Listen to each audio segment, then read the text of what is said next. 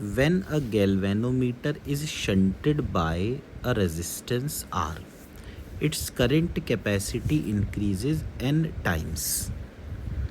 If the same galvanometer is shunted by another resistance R dash, its current capacity will increase by n dash. Then n dash is given as. तो ये एक galvanometer है. Suppose इसमें I current flow कर सकता है. यदि हम इसके साथ एक रेजिस्टेंस R लगा दें तो ये कह रहे हैं कि अब इसमें बाहर से NI करंट आ रहा है, यानी बाकी का जो n-1I है वो इस रेजिस्टेंस में से फ्लो कर रहा है. तो यदि हम देखें तो दोनों पैरेलल में है, तो I into G is equal to n-1 I into R. तो ये कैंसिल हो गया और G की वैल्यू बन गई n-1 इंटू R. अब इसी गैल्वेनोमीटर को एक दूसरे रेजिस्टेंस R डैश के साथ शंट कर देते हैं, R डैश के साथ. तो अब ये कह रहे हैं कि इसकी कैपेसिटी बन गई n डैश टाइम्स.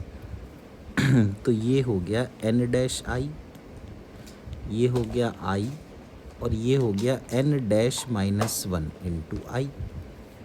तो अब हम लिख सकते हैं कि I into G is equal to n dash -1 I into R dash. तो यहाँ पर हमें n डैश की वैल्यू निकालनी है in terms of R dash and R. तो अगर हम इनको देखो I और I कैंसिल, दोनों तरफ से G को हम इक्वेट कर देते हैं. तो n-1 इंटू R इज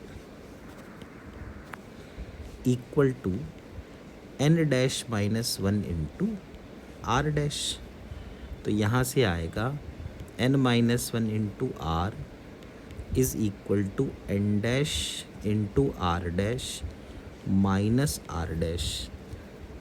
तो n-1 into R plus R dash whole divide by R dash. इसकी वैल्यू हो जाएगी n डैश.